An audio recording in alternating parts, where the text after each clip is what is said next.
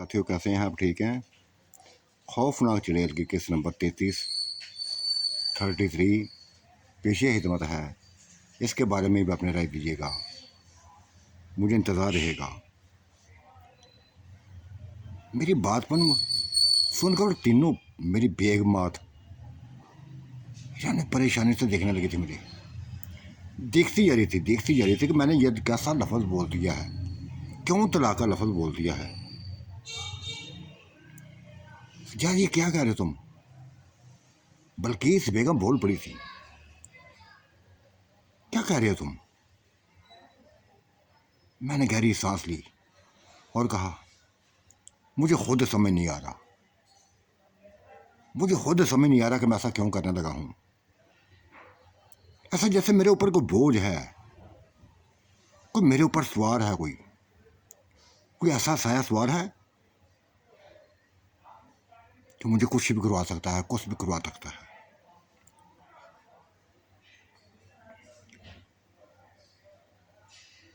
बेहद परेशान हो गया हूं मैं, हद से बढ़कर बेश परेशान हो गया हूं। और मैं नहीं चाहता कि मेरी वजह से तुम तीनों को नुकसान को पहुंचे। कहीं मैं तुम्हारे लिए नुकसान ना बन जाऊं। नहीं सुजान, नहीं, तुम कुछ भी कह लो, हम तुम्हारे घर से जाने वाले नहीं हैं। और ऐसा सोचना भी मत, कभी मत सोचना कि ये बल्किस बेगम तुम्हें छोड़ेगी, या नुसरत बेगम तुझे छोड़ेगी, या इशरत बेगम तुझे छोड़ेगी। वो नहीं छोड़ेगा। काफ़ी दिनों से हम नोट कर रही हैं, काफ़ी दिनों से देख रही हैं, तुम बदले हो, बदले हमें अहमियत नहीं देते, ज़रा भी अहमियत नहीं देते, लेकिन फिर भी हमें बर्दाश्त करती जा रही हैं कि कभी ना कभी तो हमारे करीब आओगे, कभी ना कभी तो हमारा हाल जानोगे, कभी ना कभी तो हमें हमारे दिलों के बारे में पूछोगे, हमारी ज़िंदगी के बारे में पूछोगे।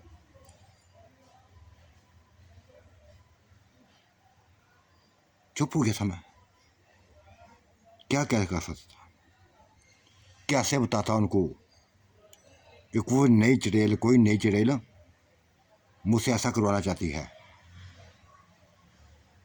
और उनको ये शायद पता था, उन तीनों को खबर थी, शायद कह दिया था बल्किस बेगम ने। लगता है सजाद वही खेल दोबारा शुरू हो गया है जो निशा ने किया था, जो सबा ने किया। लगता है ऐसा ही कोई रूप तुम्हारे सामने है, कोई हसीनो जमील शक्ल में कोई तुम्हारे सामने है, कोई जो हमें दिखाई नहीं देती, सूरत तुम्हें दिखाई दे रही है, तुम्हारे करीब है, हाथ से बढ़कर करीब है। यकीनी तौर पे ऐसा ही है। और ये देख लो, मेरी बात को हमेशा याद रखना, इनका हुस्न अपने नहीं है, बनावटी हुस्न है। फंसाने के लिए, मर्दों को काबू करने के लिए, अपना बनाने के लिए, अपना दीवाना बनाने के लिए ये हसीन चेहरे होते हैं। और तुम जानते हो, जो भी जिन्नात मरा है, चाहे चिड़ेले हैं, चाहे जिन्न हैं, कितनी भयानक रूप शक्लें होती हैं उनकी। खौफ आता था उनकी शक्लों से। निशा की शक्ल भी ऐसी थी, सबा की भी ऐसी थी। और यकीनी तौर पे जिसके लिए तुम सभी कुछ कर रहे हो, उसकी शक्ल भी ऐसी होगी।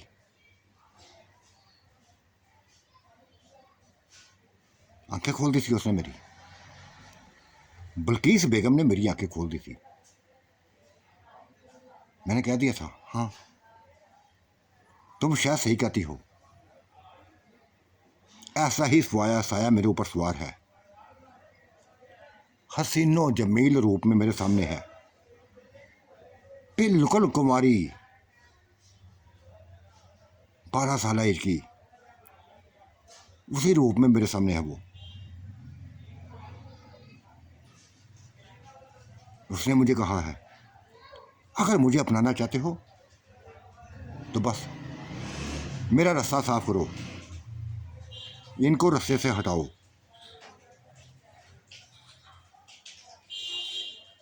अपना हावी, अपना साया मेरे ऊपर हावी कर दिया, जैसे मेरे वो दिमाग में बैठ गई हो। मुझसे ये करवाना चाहती है वो।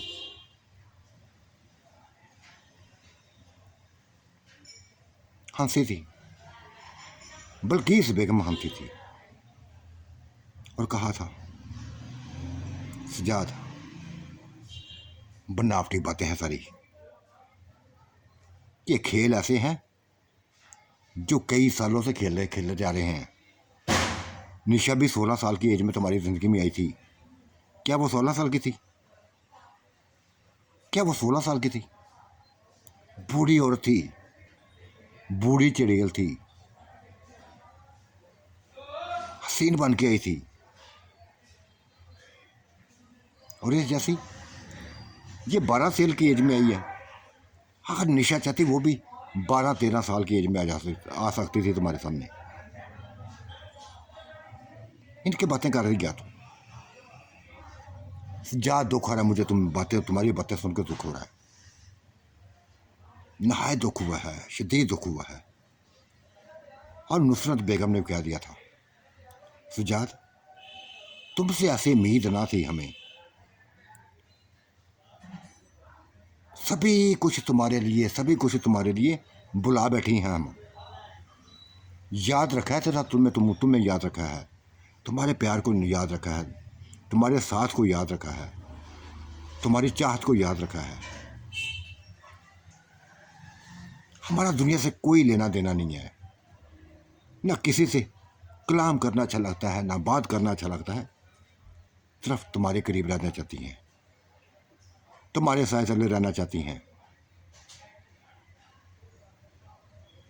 तुम्हारे प्यार में रहना चाहती हैं। बहुत बड़ी बात कर दी तुमने, दिल दुखा दिया मेरा। सजा देख लो, कोई भी औरत हो, चिड़ैल हो, कि क्यों ख़त्म किया था तुमने उसको? सबा चिड़ैल को क्यों ख़त्म किया था? इसी वजह से किया था ना कि वो तुम्हारी जान ना छोड़ती थी। हर वक्त तुम्हें इस्तेमाल करना चाहती थी, तंग आकर तुमने ऐसा किया था, और ये भी ऐसा करेगी। किस किस को मारोगे यार, किस किस को मारोगे? हम तो समझे थे कि वो चिड़ियल चली गई, हमें सुकून मिल जाएगा, लेकिन उसके बाद भी सुकून ना मिला। दूसरी चिड़िया आ गई, उसके मरने के बाद भी सुकून ना मिला। अब यह नया खेल शुरू कर दिया, नया खेल शुरू हो गया है। अब यह नया बस एक मौजू ले बैठे हो। हम जाने वाली नहीं है सजाद, हम कहीं भी जाने वाली नहीं है। रूखी सूखी खा लेंगे, मेहनत करके खा लेंगी, लेकिन रहना तुम्हारे घर में है, तुम्हारे साथ ही रहना है, तुम्हारी बीवी बन के रहना है। ईशा ने भी ऐसे लफ्ज़ बोल दिए थे,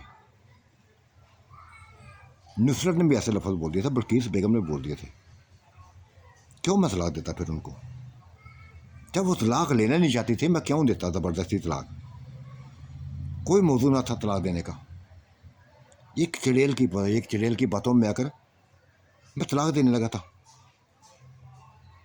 अपनी इंसानी औरतों को बाहर निकल गया था मैं। उसी राहत के तले के साथ वो मुझे दिखाई दी थी, चलते चलते वो मेरे करीब आ गई थी। क्या फैसला किया तुमने? कोई फैसला नहीं किया। मैं उनको तलाक नहीं दूंगा। अगर तुमने रहना है तो उनको कबूल करना पड़ेगा, उनके साथ रहना पड़ेगा। मैं ऐसा हरगिज़ नहीं करूँगी सजाद, मैं ऐसा हरगिज़ नहीं करूँगी। मैं सबा या निशा नहीं हूँ, मेरी सोच मुख्तलिफ है। अगर इंतकाम में आ गई ना तो बड़ा कुछ तबाह कर दूँगी। तुम जो मेरी इज्जत के साथ खेले हो ना, उसका बदला लूँगी। बहुत भयानक रूप में बतला दूंगी, बहुत भयानक रूप में बतला दूंगी। मैं नहीं चाहती कि मैं तुमसे बतला दूं, यही चाहती हूँ कि बस मुझे अपनाना है तो इज्जत के साथ बनाओ, अपना बनाओ। मेरे रास्ते में कोई रुकावट ना हो, मेरे मेरे रास्ते में कोई दीवार ना हो, खास कर कोई औरत मेरे सामने ना आए।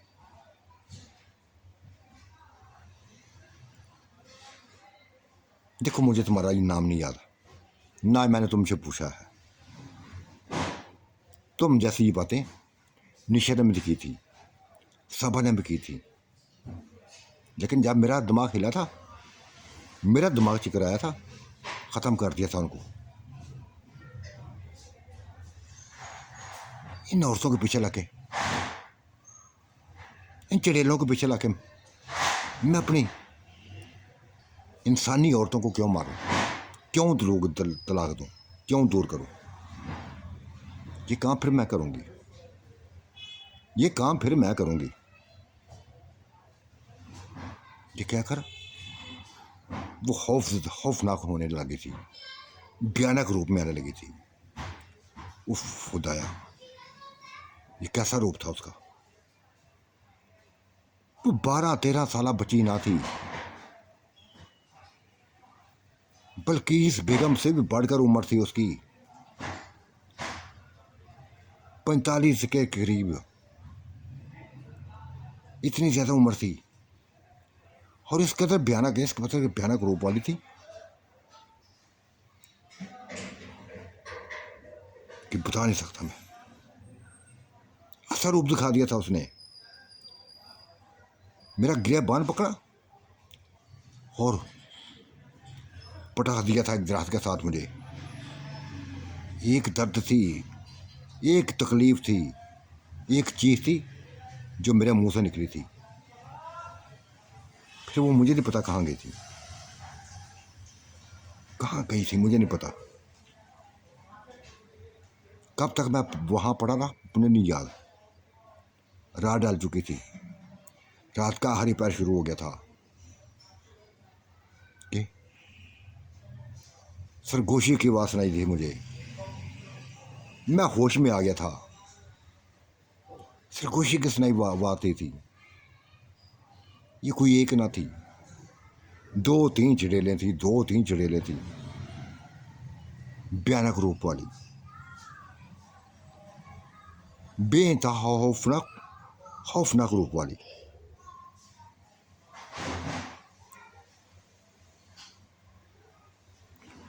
वो बानो अभी तक उस औरत को नहीं लेके आई। कैसे मैं अभी जाकर ले आएंगे, अभी लेके आई, अभी लेके रही, हम उसके खुराक बनाएंगे, उसका गोश्त खाएंगे भून के। अभी तक नहीं आई। ये सरगोशी की आवाज़ सुनाई दी थी मुझे, किसको ये लाना चाहती थी, ये औरतें कौन थी, ये चिड़ैलें कौन थी।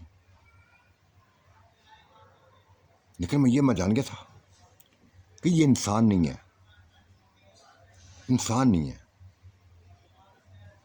उनके रूप बताते थे, उनके चेहरे की रंगत बताती थी, उनके हुलिया बताते थे कि वो किसी और महलूक से हैं और किसी इंसान का गोश्त खाना चाहती हैं, वो भी किसी औरत का, खासकर मेरी बीवी का।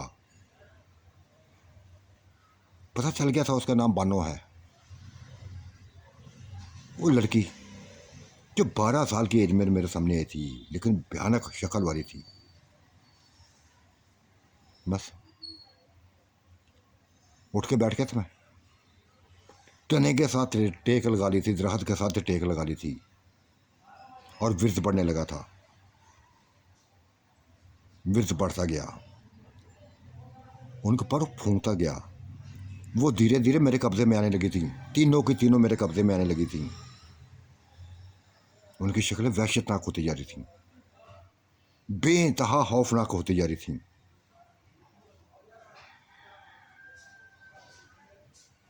और सिर्फ ये ना था, वो अंदर बानो जो गई थी वो भी आ गई थी। उसके हाथ में एक लाश थी, इशरत की लाश थी, मेरी बेगम की लाश थी। उसका सर फटा हुआ था, पूरा चेहरा खून से रंगा हुआ था। लेकिन मैं अपना काम करता जा रहा था। वो तीनों मेरे कब्ज़े में थी। ये भी मेरे कब्ज़े में आ गई, ये बानो भी मेरे कब्ज़े में आ गई थी। मैंने फूंक दिया था इसके ऊपर भी, इसका भी साथ चकराया था।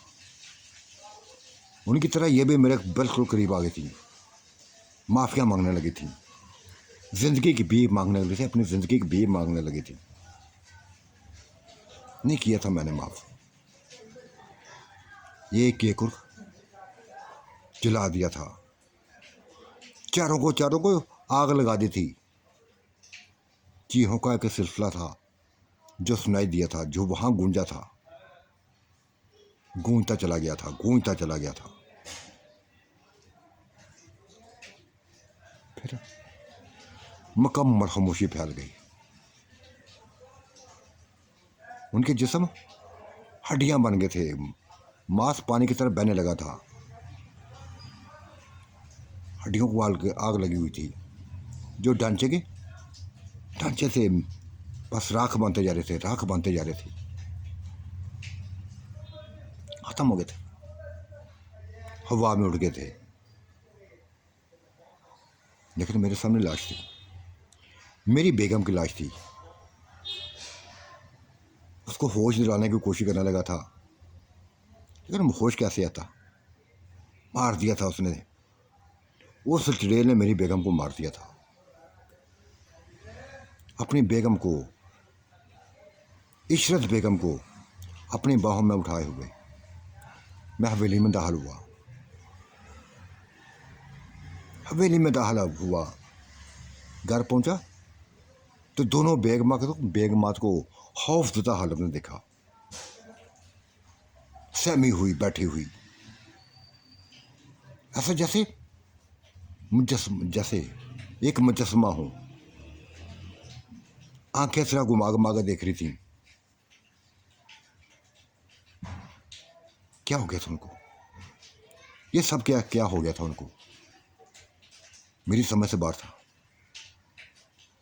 मैंने इशरत को बेड के ऊपर लटा दिया, उसके मुर्दा जिस्म को बेड के ऊपर लटा दिया। बल्किस बेगम के करीब हुआ, नुसरत बेगम के करीब हुआ, उनको हिलाया जुलाया,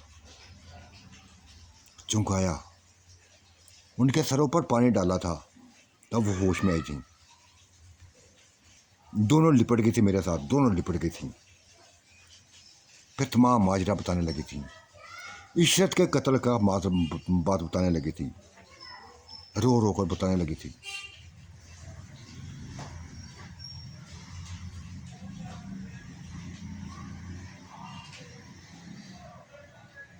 बताने लगी थी,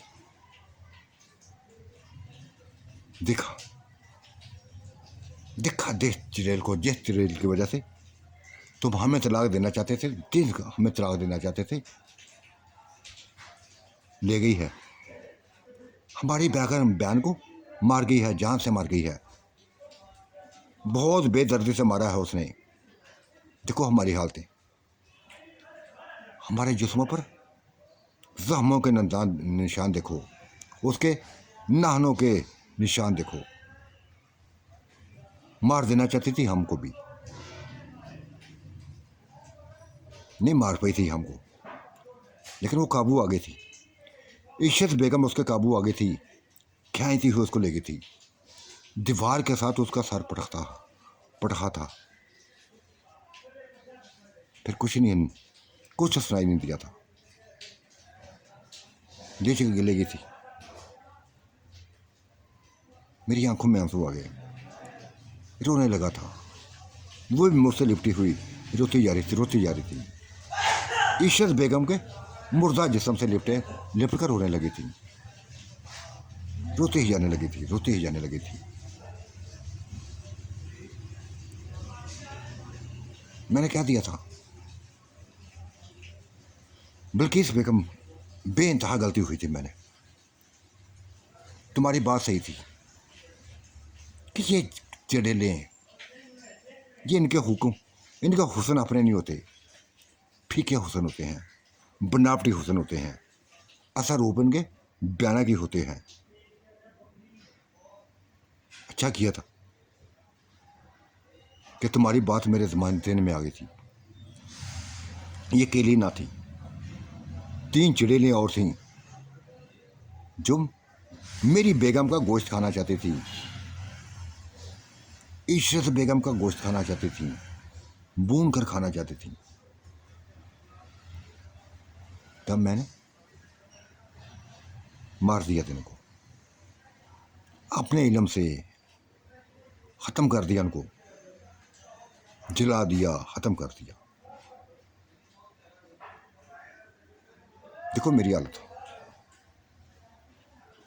उस बानो ने, उस चुड़ैल ने मुझे दराज के साथ ऐसा पटखा था कि बस जो लगा था कि जैसे मेरे रीढ़ की हड्डी टूट गई हो। इसे शुक्र है खुदा का कि ऐसा कुछ नहीं हुआ था, जिंदा बच गया था, कोई नुकसान नहीं हुआ था मेरा। लेकिन जो नुकसान हुआ बेइंतहा बढ़कर है। मेरी बेगम चली गई, क्या करता था, मास वायर होने के क्या कर सकते थे हम। सुबह खबर फैल गई थी, पूरे गांव में खबर फैल गई थी, कई औरतें आई थी, कई मर्द आए थे, जनाजा हुआ था, सारा वाकया बयान किया था और उन्होंने बताया था, बूढ़े लोगों ने बता दिया था कि देखो तुम लोग, बल्कि ये जितनी भी हवेली है ये सायों की लपेट में है, बेहतर यही है कि ये इस जगह को खाली कर दो, यहाँ से चले जाओ। अगर अपनी ज़िंदगी चाहते हो ना तो यहाँ से निकल जाओ। ये साए ने किसी ना किसी रूप में तुम्हारे ऊपर हमला होते रहेंगे, हमलावर होते रहेंगे, तुम्हें कत्ल करते रहेंगे। बुजुर्ग ऐसी बातें करके चले गए थे, औरतें भी ऐसी करके चली गई थी कि हमें तुम लोगों से भी खौफ आने लगा है।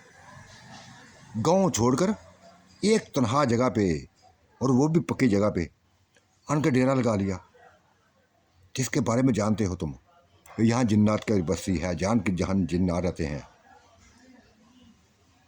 किसी वक्त भी कुछ कर सकते हैं, किसी वक्त भी जान ले सकते हैं। तो साथियों, आज का मंजरनामा कैसा लगा, अपनी राय से ज़रूर नवाजिएगा। अल्लाह आपका निगहबान, मेरा भी निगहबान। अल्लाह हाफिज़, बाय बाय।